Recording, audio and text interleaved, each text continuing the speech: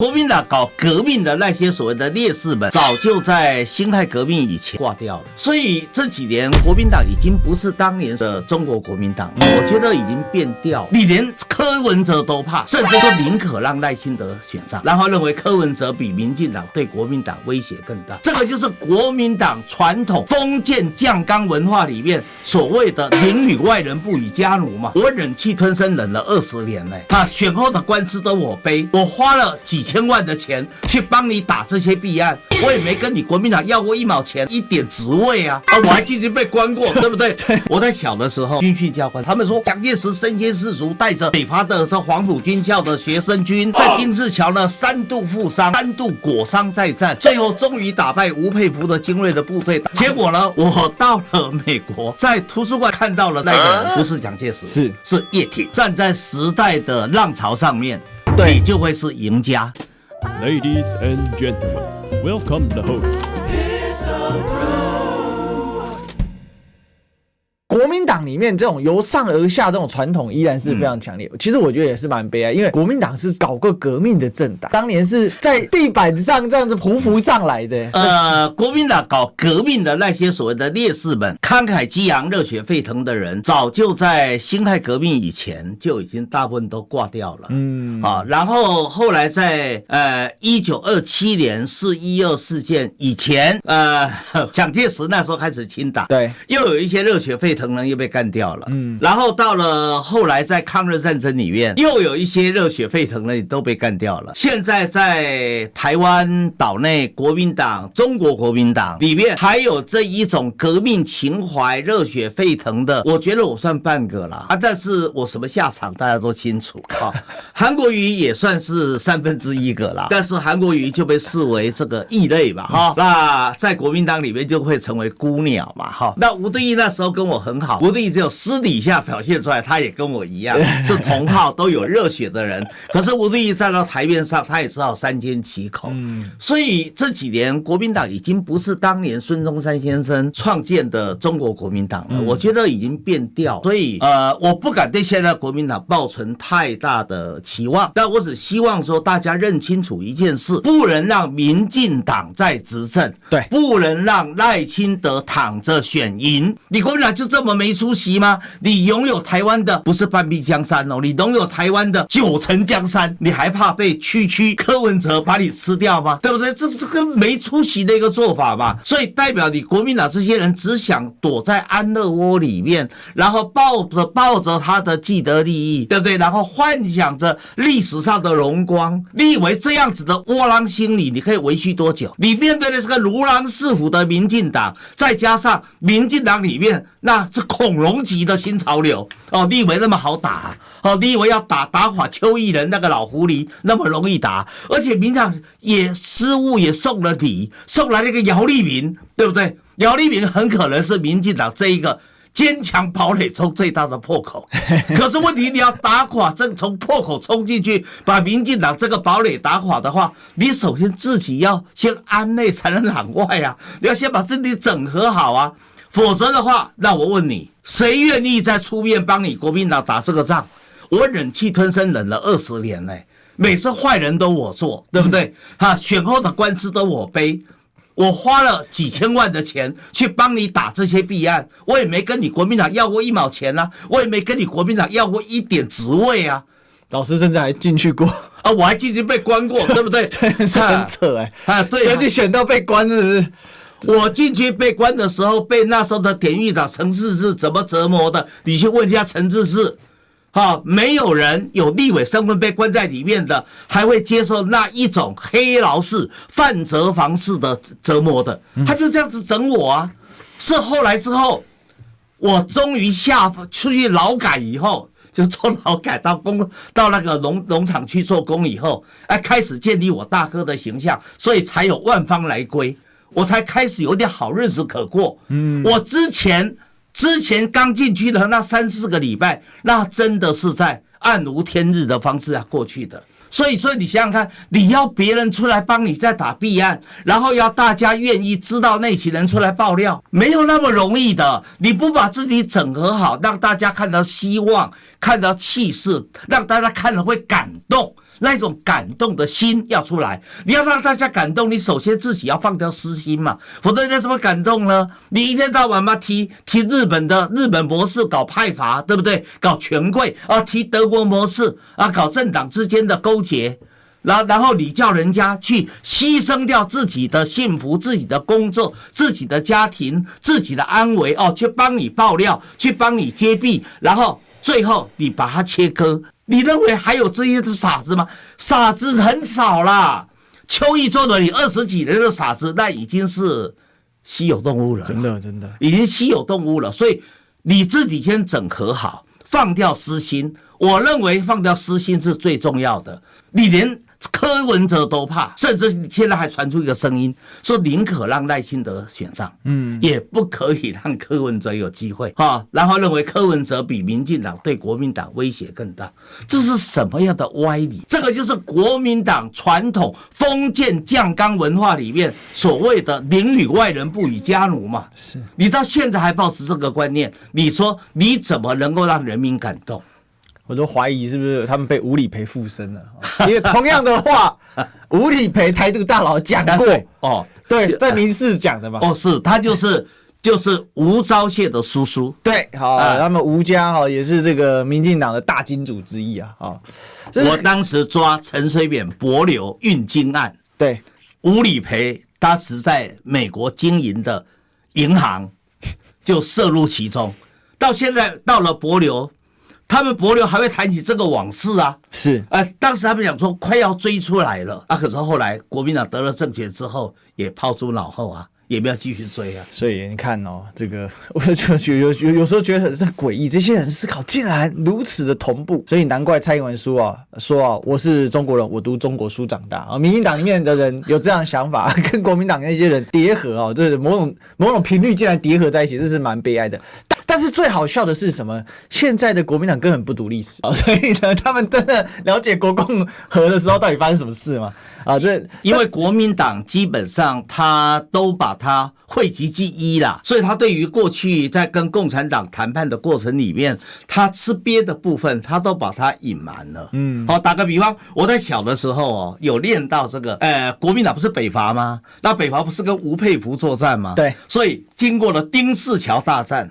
然后打到了武昌城下。你知道我们那时候老师怎么教我们的？军训教官怎么教我们的？他们说哇，蒋介石身先士卒，带着好多的这个北伐的黄埔军校的学生军然后在丁氏桥呢3度负伤，然后3度裹伤再战，最后终于打败吴佩孚的精锐的部队，打到武昌城下，把武昌给拿下来，对不对？重建国民党辛亥革命的荣光。好，结果呢，我们都记得还考试还要写，你知道吗？可是等到后来我到了美国，在图书馆里面看到了真正的实情，跟我念到的一模一样，只不过那个人3度负伤裹伤再战，打到武昌城下，打败吴佩孚精锐部队的那个人不是蒋介石，是叶挺。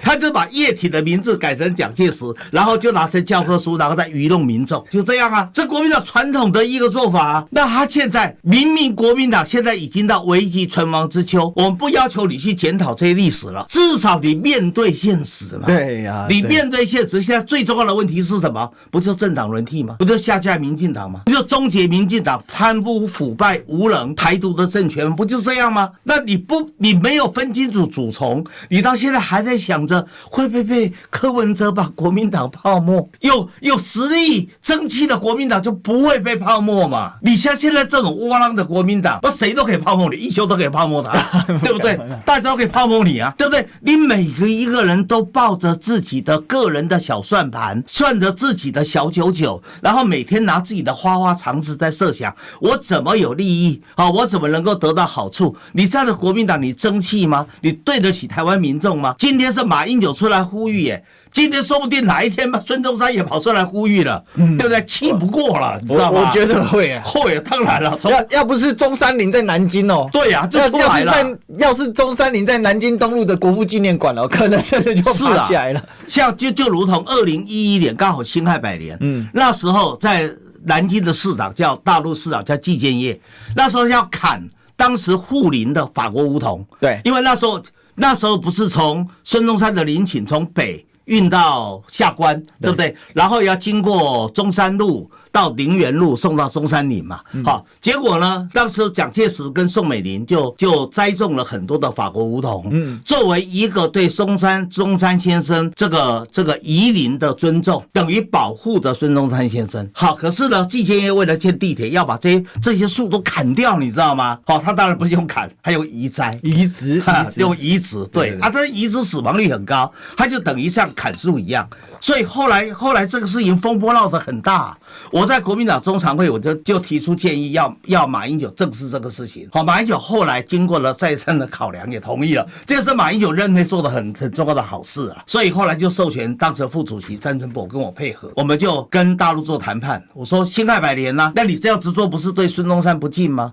那你还谈什么未来两岸的什么和平发展的问题？所以后来大陆的总理温家宝就接受了。接受以后，他停止了移树嘛，就代表说要重新把他们地铁的路线改变，所以才使那个树保存了下来。所以说国民党要拿出勇气，你过去在大陆国共谈判，确实国民党是鼠啊腾口，但是不是以前鼠啊腾口，现在就一定是鼠啊腾口，你要有你的勇气啊，对不对？然后端正你的立场。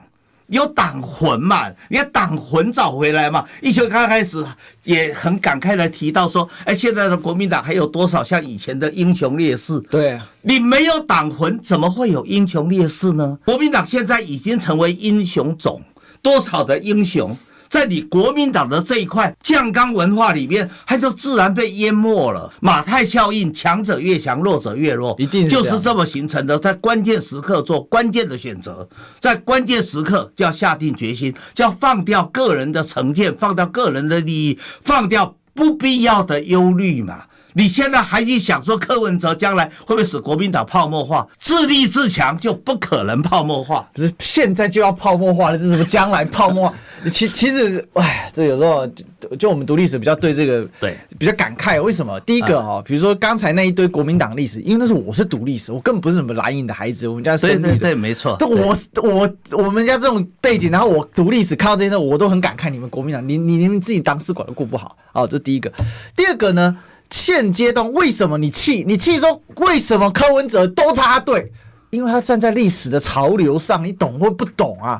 为什么孙中山都是对的？然后这个梁启超，梁启超超级聪明，没错啊，无敌聪。但是梁启超最后他也转弯了，对。但是康有为留了个臭名，对，没有错，就变成保皇党了，对嘛？杨度以前在日本学生会是总干事，旷世异才呀，对，这个是英雄人物啊，对呀，没错啊。但是立宪搞到最后，为什么？因为载沣就是个扶不起的阿斗嘛，对，载沣就不懂，他要保大清皇室，他不是要保中国嘛，所以他站在历史的岔口，他输掉了。这是什么？这叫站在历史的风口。其实今天不是柯文哲，你一跳你就站在历史风口上。对，边缘化是谁？柯文哲边缘化，你怕什么？你在怕什么？那就只能解释一个点，就是你自己本身不够强嘛。对，为什么载沣最后对于做了皇族内阁的妥协？很简单嘛，因为载沣自己没信心嘛。当然了，这也不能怪载沣了，因为毕竟实际上掌权50年，把清朝所有的有能力的人都弄掉了，没错，对不对？那融入一下去就剩庆亲王，那这个王朝完蛋了。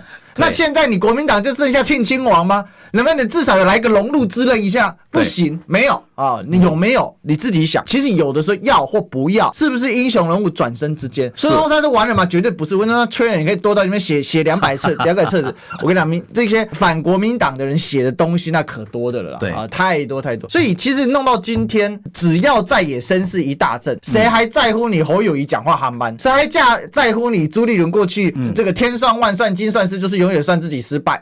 你的魅力也回来了，你的声势也回来，你怕什么呢？站在时代的浪潮上面，你就会是赢家。那时候你的一些小缺点，根本没有人会把你放在眼里，无足挂齿啊！真的，国民党老师，你看我们聊到现在，国民党当年革命为什么会成功？就是站在时代的浪头上面嘛。当时其实革命也不是直接同盟会直接发动的，对，这些人都是广泛的同盟会会员。对，没错。可是最后总归是谁收割？是国民党赚到。对，没错。对啊，是啊。那为什么？因为国民党站在时代的浪口上啊。是啊。奇怪，他们怎么都想坏的，都没想好的。是吧？所以就说你不要那么没出息，就是一念之间拿出你国民党过去的气魄。什么是国民党过去的气魄？我选择站在时代人民的这一边，我就会是时代的赢家。所以刚才一休讲的对啊，那时候即使是最后我们谈的最多的辛亥革命、武昌起义，不是同盟会搞的，对不对？所以后来才会出现陶成章的光复会跟蒋介石之间的矛盾。他觉得江山是他们当时打下来的啊，当时他们在整个两湖地区确确实实是革命的主力啊，科学讲是啊，所以就是说，国民党不要自己把自己都看扁了。自己把自己看扁了，你知道吗？防着柯文哲，你要对抗的是蔡英文跟赖清德，是民进党，是新潮流，不是柯文哲。把主从讲清楚了，你要知道你的敌人在哪里。